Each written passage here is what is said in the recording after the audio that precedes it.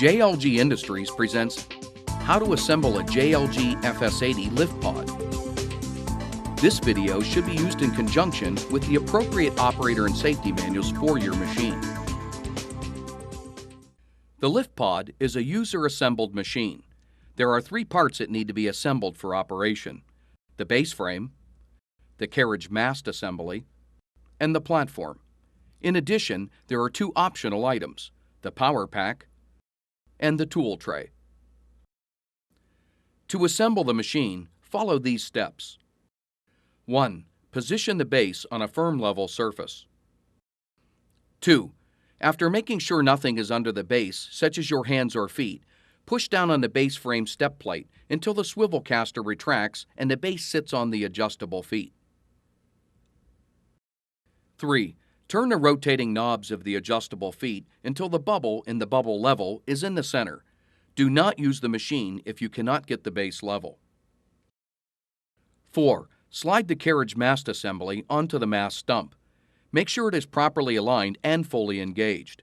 Do not force it into position. 5. Attach the platform to the carriage. Align the platform mounting pins with the holes in the carriage. The platform will not lift out if the latch is properly engaged. 6.